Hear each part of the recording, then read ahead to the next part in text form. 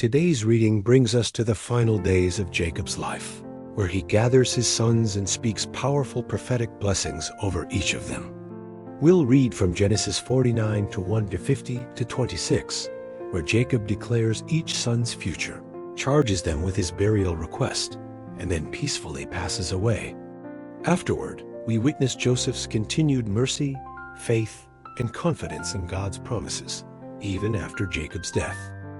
This passage reminds us that our words can carry weight beyond our lifetime, and that God's promises don't end with one generation, they continue on. What Jacob speaks becomes legacy, and what Joseph believes becomes the anchor for Israel's hope in the years to come. Let's read together from the King James Version, KJV. Genesis 49 to 150 to 26, KJV. And Jacob called unto his sons and said, Gather yourselves together, that I may tell you that which shall befall you in the last days. Gather yourselves together, and hear, the sons of Jacob, and hearken unto Israel your father. Reuben, thou art my firstborn, my might, and the beginning of my strength, the excellency of dignity, and the excellency of power. Unstable as water, thou shalt not excel, because thou wentest up to thy father's bed. Then defilest thou. He went up to my couch. Simeon and Levi are brethren. Instruments of cruelty are in their habitations.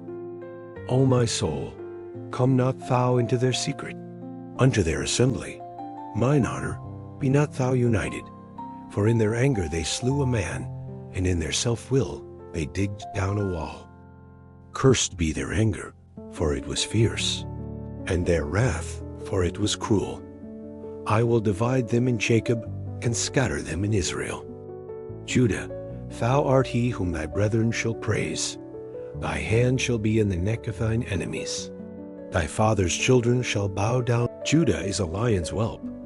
From the prey, my son, thou art gone up. He stooped down.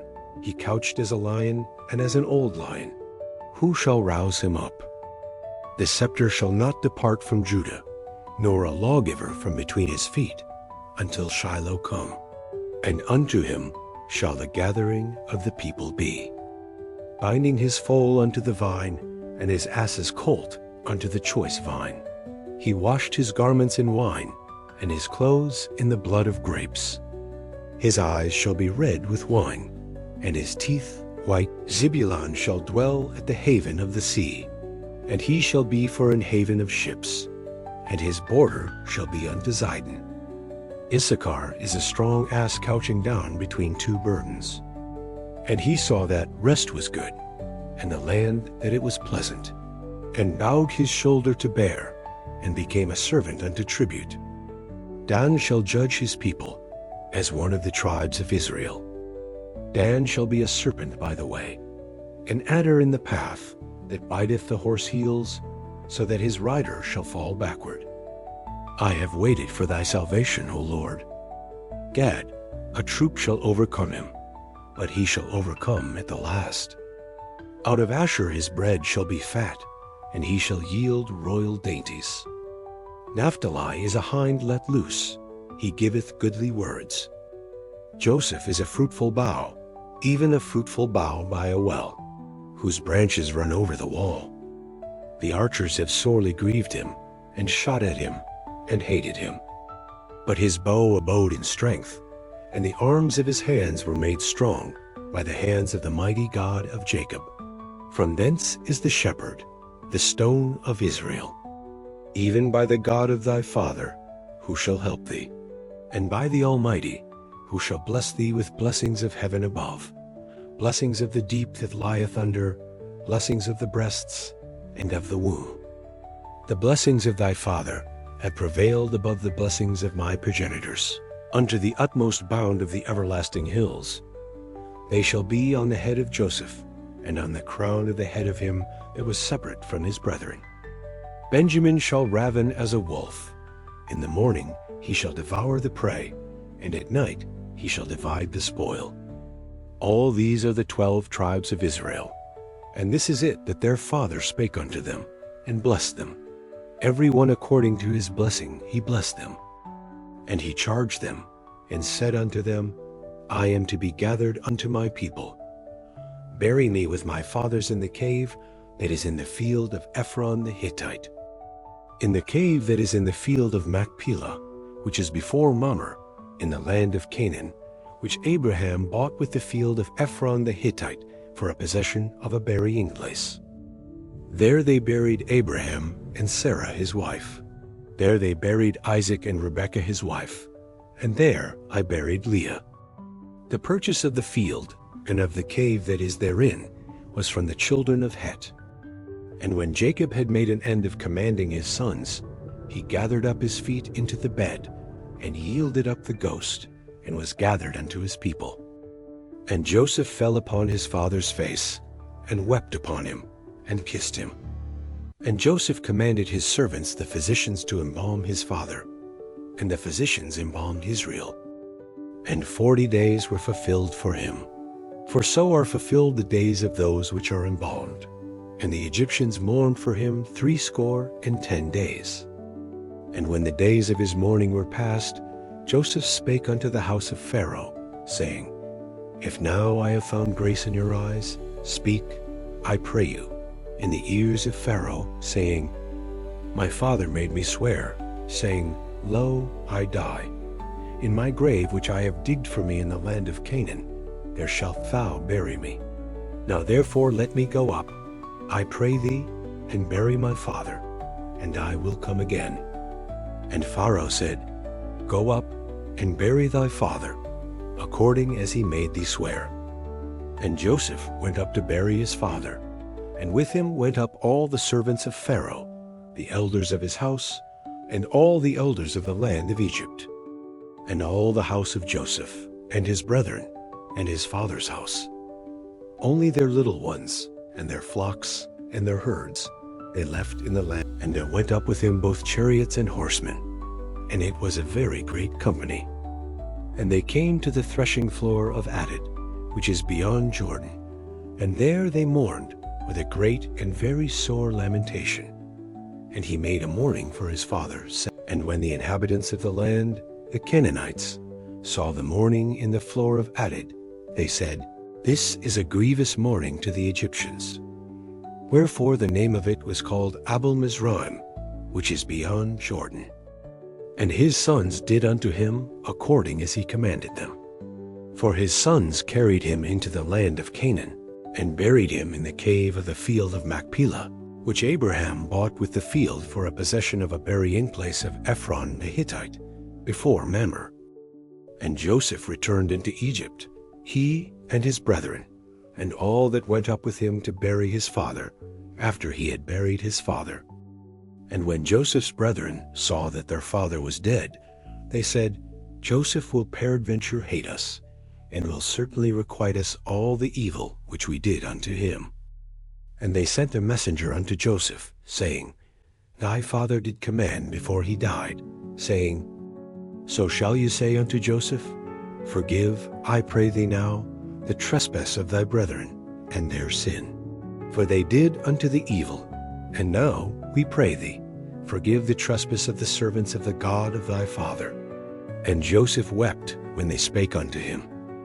And his brethren also went and fell down before his face. And they said, Behold, we be thy servants.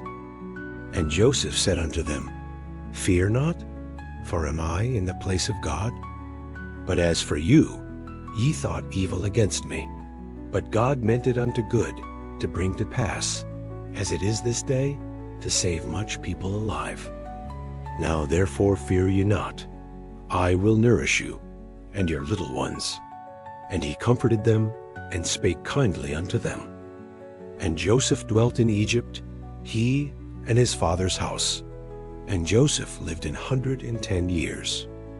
And Joseph saw Ephraim's children of the 3rd generation.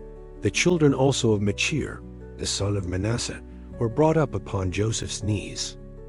And Joseph said unto his brethren, I die, and God will surely visit you, and bring you out of this land unto the land which he sware to Abraham, to Isaac, and to Jacob.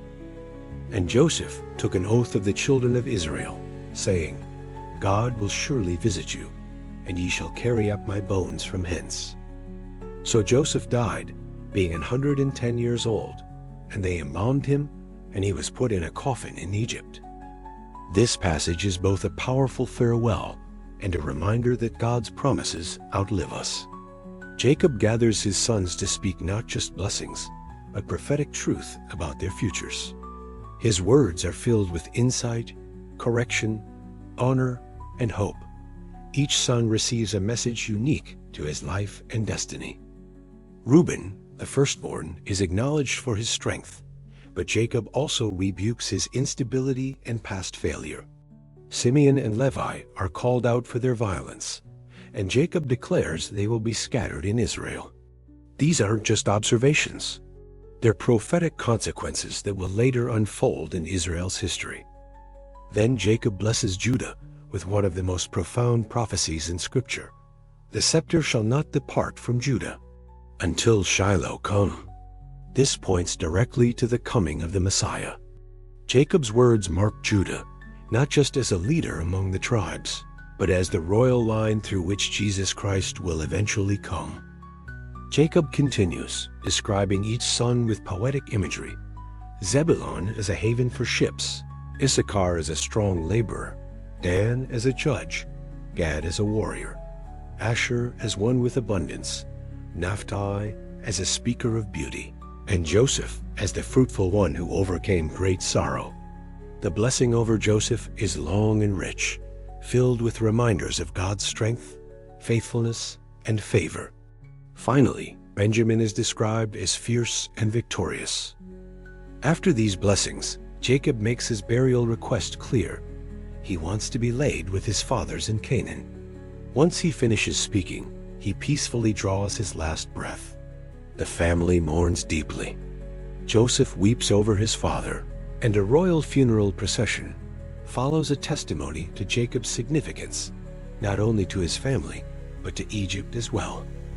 But after Jacob's death, fear grips Joseph's brothers.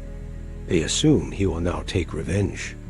Yet Joseph responds with grace, saying one of the most powerful lines in the Bible, "Ye thought evil against me, but God meant it unto good."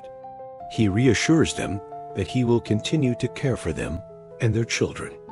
Joseph chooses mercy over judgment, just as he did before. As Joseph nears death, he looks ahead in faith. He tells his family that God will visit them and bring them out of Egypt into the promised land. He makes them swear to carry his bones with them, a symbol of hope and continuity.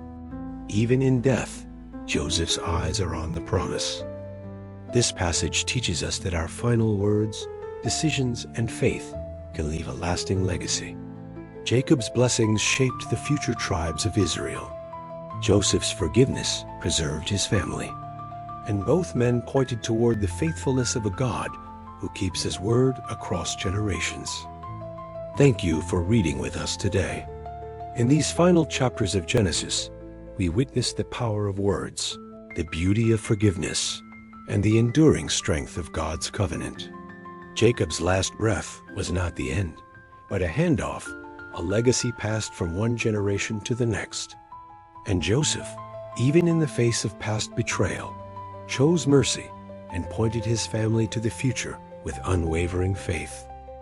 If this message blessed your heart, we invite you to subscribe to our YouTube channel for more deep Bible studies, powerful prayers, and uplifting teachings to help you grow in your faith.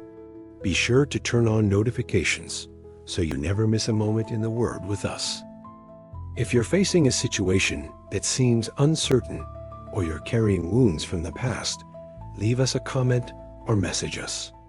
We would be honored to pray with you and believe in restoration for you and your family. All Bible verses used in this video are quoted from the King James Version, KJV, which is in the public domain and freely available for use. Our commentary, explanations, and additional content are original and created for educational, devotional, and inspirational use. Please note, all interpretations and reflections shared in this video represent our channel's unique perspective. Your story doesn't end in Egypt. God will visit you. He will carry you forward. His promise still stands.